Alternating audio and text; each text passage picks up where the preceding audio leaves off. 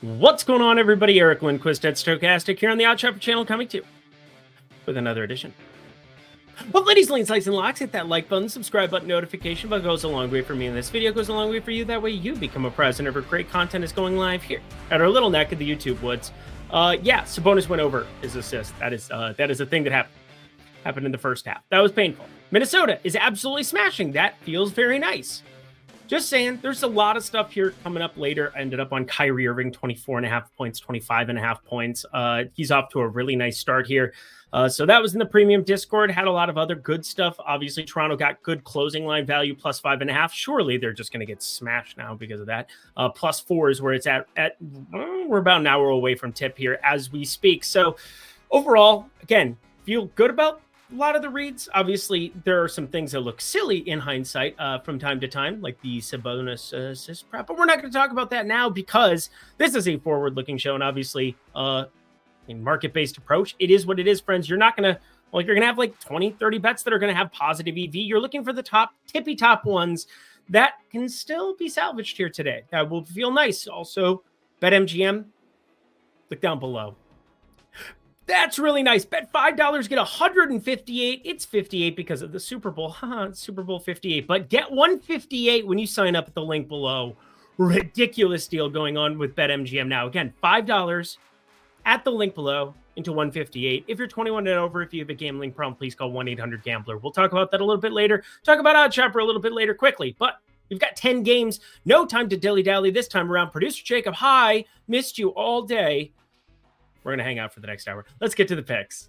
Oh my gosh. Look at that score. It is so big. Minnesota up 24 minutes going into the fourth quarter as we speak. That is a wild run out for sure. Also sweating do-up breathe here. We need 10 points plus rebounds here in the second half. He is at 9. Thought he made a free throw earlier. They took that off the board. It's impossible. He just wasn't ever at the free throw line. Yeah, let's talk about tomorrow's basketball. Minnesota plus 6 taking on Boston. Minnesota on a back-to-back. Boston not ideal circumstances for my Minnesota Timberwolves. They did play earlier this season in Minnesota. Really nice outing by my Timberwolves. That is going to be a little bit different here in this spot, but some injury news that could break their way. Kristaps Porzingis is questionable for this one. You have Jason Tatum, though. He's the big. He's off the injury report, but was talking about this with Mr. Producer Jacob yesterday. Kristaps Porzingis is pretty important to the complexion of this basketball team. He stretches the floor for the likes of Jaylen Brown, Jason Tatum, and then you have Drew Holiday questionable there as well. Right elbow sprain, injury management. That is what is listed on the injury report. That is a mouthful. But we still have Anthony Edwards, who ended up returning to the game, did get dinged up there. Sounds like he also was just maybe going to the bathroom. Some mixed reporting there on the twitters.com, but we're just going to stay away from this entirely. Obviously, 6 is a lot for my Minnesota Timberwolves with the defensive proclivity they have to get it done. But they're in a spot where this is on a back-to-back. And I don't feel all that great about it. They're down in Orlando, now flying to take on the best team in the NBA. Yeah, they're going to need some help here, but I would lean Minnesota plus 6. No props here as of yet because it's on the back-to-back. We will take a look at those tomorrow, try to read some tea leaves, but otherwise, more than likely a pretty unappealing game to bet. Very appealing game for me and producer Jacob to watch. Maybe we have to have a side bet on this. Just kidding. I don't want that smoke. Sacramento, minus 6.5, taking on the Charlotte Hornets. Dear Lord Almighty, Domantas Sabonis just made me feel like a fool. You make me feel like a fool. Taking unders on this guy, and he's just smashing in the first half. Now, given Detroit came out of the gate, they were up like 20, like right out of the gate of that one. And then they came clawing back. Sacramento actually ended up by 3 at the end of that first half. Again, Detroit scored 47 points in that first half. They have 95 now at the end of the third quarter. So, again, just a ridiculous points allotment for them here in this spot. But what am I paying attention to? Oh, yeah, Charlotte. This is another really unappealing game for me. Again, Sacramento, the team that's on the back-to-back. And yet, I feel as though Sacramento would be 8.5. I feel like if this wasn't a back-to-back. Again, the numbers I have, I'm looking at 7.5. Okay, that's fair enough as far as a break-even number here, but not good enough when you're paying that 10% juice to be firing this up in any way, shape, or form. So, do I want to do anything here? The answer is more than likely no. However, one thing to keep in mind, Kevin Huerter, he did end up starting that basketball game out of the middle of nowhere, had the jersey on for practice. People were tweeting that out. Tried to take advantage in the prop market, but they were gone like the wind. Again, Chris Duarte props not getting posted the day of. That is for sure. Especially when he is announced as probably not going to be starting. Yeah, so just pay attention to that because Kevin Huerter played pretty decently there in that first half. We'll see. I haven't been watching this third quarter as I finished out everything for you with the modeling, with the odd shopper, with everything in between. So this game, another gross one. We'll move along. Sacramento -6.5. Move along like I know you will. Shout out All-American Rejects. That came from nowhere. Let's talk San Antonio and Detroit. I want to fly again because, again, there's just not a lot to say. Detroit, they're hosting back-to-backs. Sacramento, they're in the dogfight right now. San Antonio, does Bojan Bogdanovic, who they said they're not going to trade, said is going to be a part of their future. They were apparently also linked to trying to get Pascal Siakam. Good luck with that. That would be absolute insanity. However, Jeremy Grant did end up in Detroit for God knows what reasons. And he ends up in Portland for God knows what reasons. He's just doing a lot of God knows what reasons full stuff. Not a word.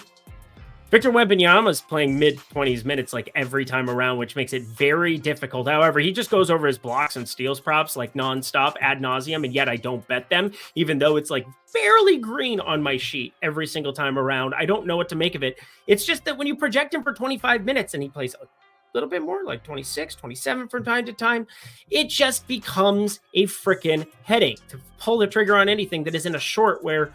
Do I want to short a block prop on Victor anytime soon? No, I really don't. Dude's scary. Very tall and pencil-like. Over 239 is the only play that I would entertain here. Obviously, Cade Cunningham will continue to be out here. They said they'd reevaluate him here in a hot second. You have Dominic Barlow questionable, which actually matters because they do have Mamadi Diakite. They have Sandro Mamamukashvili, who could end up getting some backup 5 minutes. And again, those are the guys who have to get inserted instead of Victor Wembanyama, which is nice for our boy Jalen Duren if he plays on this back-to-back again. Lots of ifs in this game. Over 239. Let's get to a play, shall we? And why wouldn't we start with a Daniel Gafford points prop? Washington +7.5 taking on the Indiana Pacers in this one.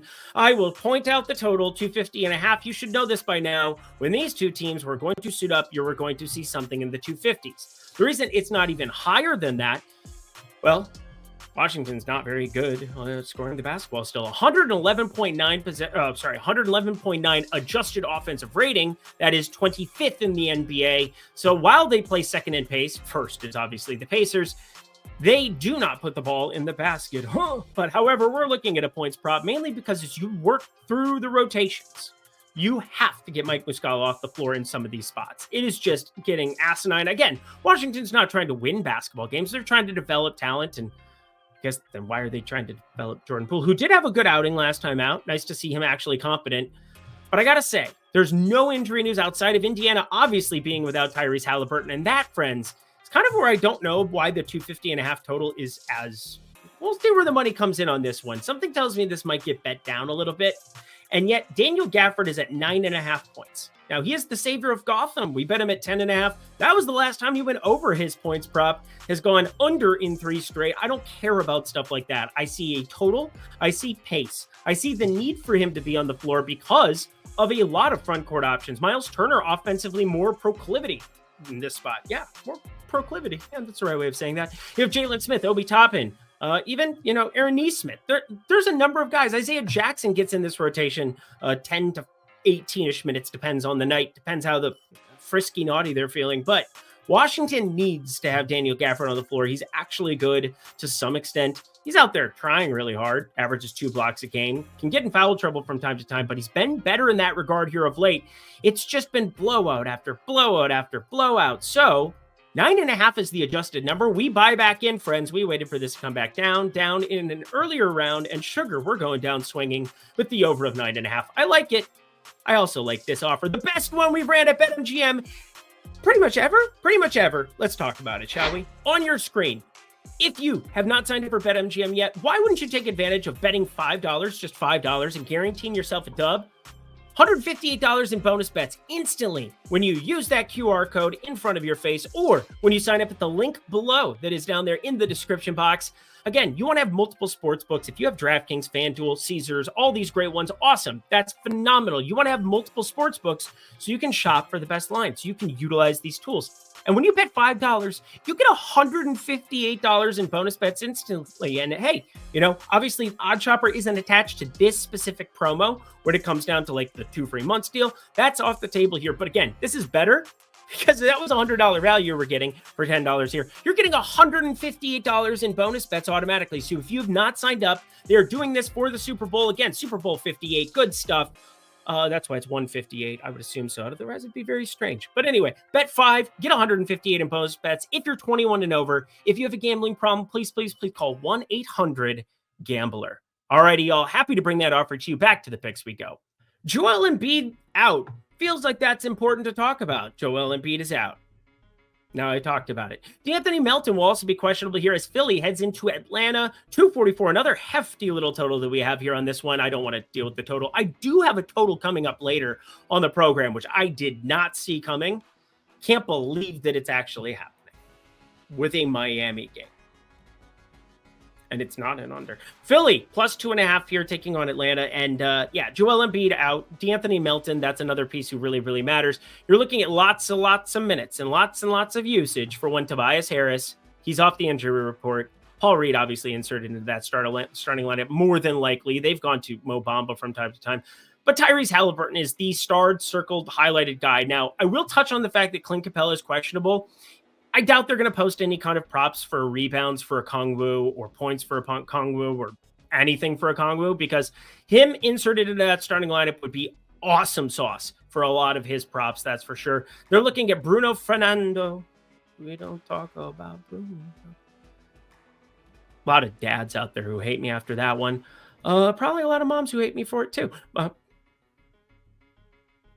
Encanto. Yeah, that's what it was. Anyway, Clint Capella, he's questionable. 26 minutes, 28 minutes of him a night. I think Okongwu would see a definite hefty bump there. And the other thing, DeAndre Hunter is continuing to be out. So Saddiq Bey was going to be in that starting lineup no matter what. But I'm a sick person. I'm very nervous about saying this one out loud. But my favorite play from this game is something that I bet. It was actually the first thing that I ended up seeing on the board. First thing that graded out as I was working through these games. 32.5 is a big number for Tyrese Maxey here. I understand that DeJounte Murray, there's reports that he could be going back to San Antonio, or that San Antonio wants him back, which makes sense. I think Atlanta would probably like that too. This hasn't gone as well for them. And obviously San Antonio looking to accumulate anything that they like. And DeJounte Murray, well, they liked him once upon a time. Played a lot better there than he played in Atlanta at times, at spurts.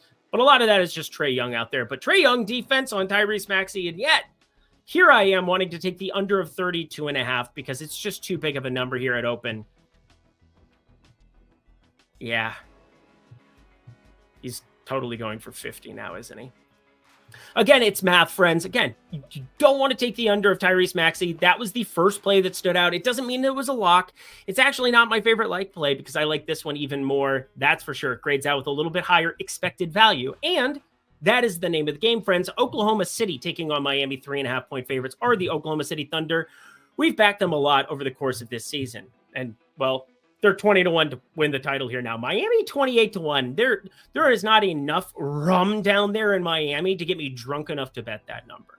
That's for sure. However, they'll somehow win a play-in game against Chicago, ride it to the NBA Finals, and then you could hedge out of that bet. Well, look, I know a buddy who did that last year. I was not that buddy. It wasn't me. But I had the Denver future, so it didn't really matter. Anyway, we're not here to brag. We're not here to boast. We're here to make a good wager.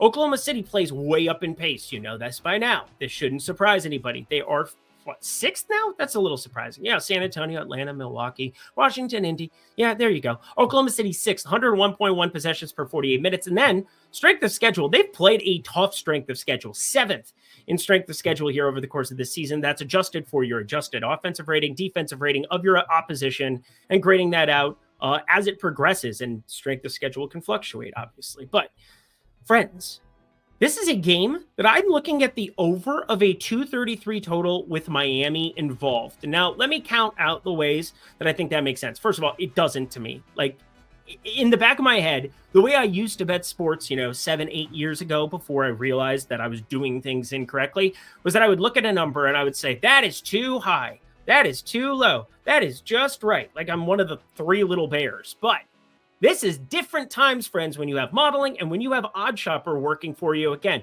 looking over at OS, seeing a tiny bit of expected value, and then coming back to the modeling station here and looking at pace that Oklahoma City is going to add to their opposition. Because again, OKC is a good defensive team. 113.1 adjusted defensive rating is actually 7th. But Miami, they're not dead last in the doldrums there at 97.8 possessions per 48 minutes. Now, they are 4th slowest in the NBA, just barely in front of Phoenix, Denver, and Chicago.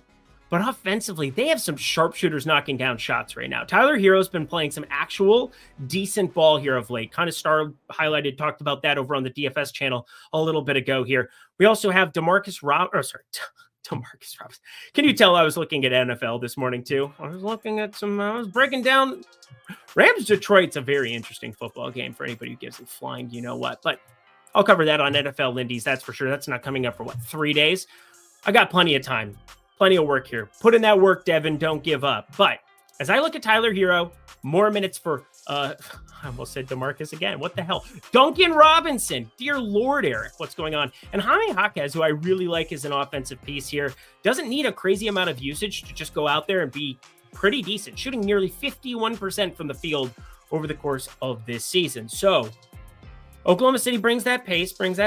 It's a competitive game, which means that, you get some of those free throws towards the end of the game. And this is just right for me, friends. Yeah, we are back to the Three Little Bears thing. 232.5 or 233, depending on where you're able to find this, friends. I like the over. I like the over. And I like it more than any other like play on the card. I only have one lock, and it is just oh so sweet. But let's get to the next game after we talk Odd Shopper quick. $14.95 weekly, $49.95 monthly. We have slash prices for the OS Premium Tools, the Discord Insider Access. If you want to get my betting card every single Sunday through Friday, and overall for the last month, it has been an awesome ride. MLB was a ridiculous, redonkulous ride, and then I went on this crazy bender heater for the last 7-8 days until, Monday was not good. Monday was subpar. And then Tuesday, I have no idea how it's going to shape up. We shall see here in the end. Kept everything inside, and even though I tried, it all fell apart. What it meant to be will eventually be a memory of the time you signed up for $14.95 using promo code Lindy, because then you'll get 20% off, friends. Yes, 20% off. Make it $12 or $42 for your first month. Yeah, $12 for a week. Expert picks, Discord, premium tools, the positive EV tool. Worked through that the other day. Really fun stuff, friends. All in one easy to find, easy to use package. Down at the link below. Back to the picks we go. I want to move through these two games very, very quickly for you. Houston and Chicago. On the injury front, I was working through this. Dylan Brooks continues to be out. Tara Eason will be out as well. No longer leg injury management, yada, yada, yada. Torrey Craig, though, looking at, I don't even know. Everybody's supposed to be in on both sides of these that's projected in. That means efficient numbers. I'm not going to bet these into any. What are we doing? This entire game sucks. Now, Kobe White, I did take the under on 31.5, 30.5. He goes for 32 in regulation and then just completely nukes his PRA. Oh, it was so sad times. So sad times. But you know what? It's okay. Zach LaVine's just going to be out there not shooting from the get-go. That would be good to know ahead of time. He had 6 shots from the field in regulation last game. These are the things you get when you watch an entire game and you're sweating one guy to go under throughout 48 minutes. Again, an under can be a much longer sweat because once your guy goes over, you can, I'll go to the next game, Unders can be long-ass sweats, that's for sure. And you're winning your bet right from the get-go. And then when somebody heads to the locker room, you don't feel dead inside like you do when you take overs on certain guys. However, Luka just went to the locker room. That's pretty terrifying. Hopefully he's okay. Anyway, I have nothing to add here. Jabari Smith under 1.5 steals plus blocks. How's that for an absurd play that is at the top of my model? Don't know why, but I want to justify ripping someone's head off. Next game. Pelicans and Warriors. The big news is actually not even going to be playing basketball here for the Golden State side. Draymond Green. I have to say, I'll get sentimental for a minute. Draymond Green, I go back and forth about just about any other athlete in the entire NBA.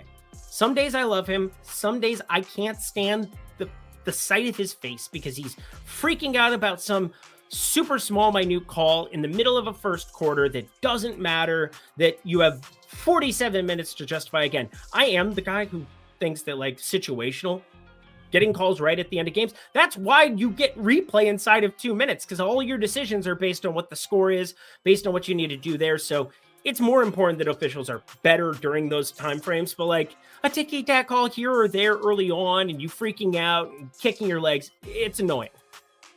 But if you haven't seen his press conference talking about him trying to come back and the fact that he's talking to his kids about wanting to do something right, like you need to see dad make it right, I kind of got like choked up for a second. It was really, really strange to me because generally speaking, and then he's an awesome TNT analyst. I hope this isn't just lip service. I hope he takes initiative. And then when he shows up here that we don't have him kicking and screaming or nailing dudes in the groin, because that can't feel good for the other guy. Seems like he enjoys it in the moment, and then he's saying the opposite. And then he's putting Rudy Gobert in a headlock, and it's a whole thing. Anyway, just go back and check it out. Cool stuff. That's pretty much all I have to talk about here. Pelicans and Golden State. I don't know. Money line.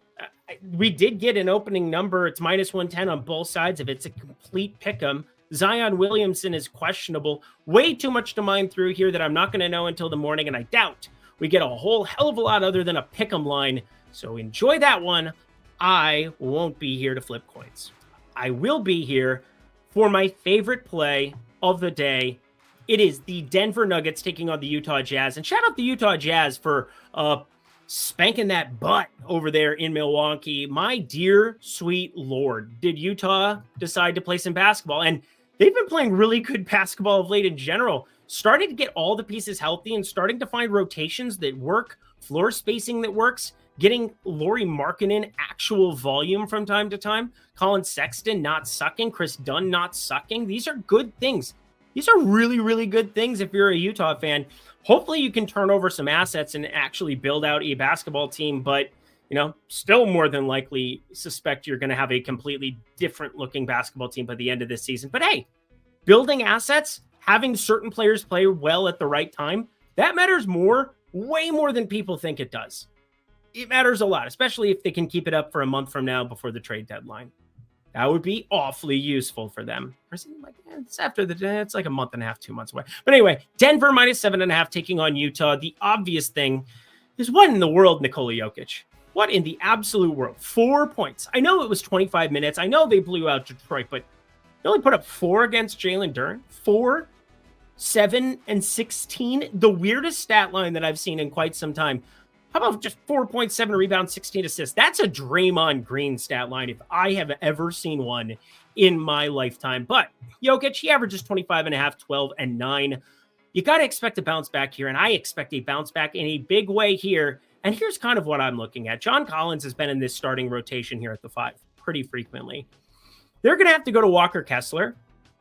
And if they don't start him here in this spot, I don't really know what they're doing, because John Collins makes no sense when you have Walker Kessler on your bench, who's out there, obviously can get him foul trouble. Obviously, they've been limiting his minutes, 19, 21. He was dinged up once upon a time, but that was a long time ago. They've just been very, very strange with his minutes off the bench. I think defensively, Kelly Olynyk even might bring a little bit more than a John Collins there, even though that's not what he is known for. Just saying, this feels like a spot where Jokic is going to be out there distributing again. And you're going to, once in a blue moon, get one of these box scores where a guy just has zero interest in scoring a basketball. That's going to happen once in a blue moon. But otherwise, he hasn't had anything lower. Well, he has a couple of single-digit ones where he got dinged up, only played 16 minutes against Chicago, so that doesn't necessarily count. And then the 15 minutes against Detroit got dinged up there too. So yeah, there have been games that he's had on the single-digit end of the spectrum, but I am very much behind him going up against Utah in a game that the pace is increased, 237. More possessions, more rebound opportunities.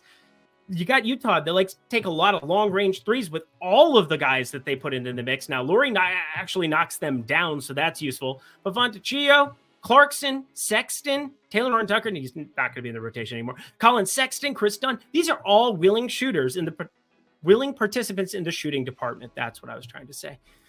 A lot of rebound opportunities. And then lastly, as you look, friends, over here at the Utah side of things, it makes all the sense in all the land for them to just destroy them coming off of a couple of lackluster outings by basically him, Jamal Murray. Now, Jamal Murray ended up going completely ballistic last time out against Detroit, but starting to see signs of that NBA championship form. And I want to buy in early here on a number that has started to dip across the industry. And I've been tracking it, hasn't been on the card for a while, for some time. Now, sometimes you don't have access to the under, you take the either the over, the under, the triple-double prop. Sometimes those aren't available. And sometimes, you just have to short the entire portfolio. But single game parlays, they generally lean themselves towards overs and kill you with the VIG. Not trying to dissuade you. What I'm trying to say is that we're getting nice plus money on Nikola Jokic here for the first time in a long time. Hasn't triple-doubled since since December. He has not done it yet in the year of our Lord 2024. And that, friends, changes right frickin' now. Nikola Jokic, triple-double, Utah Jazz. I just lost this in my sheet, so I'm trying to stall for time.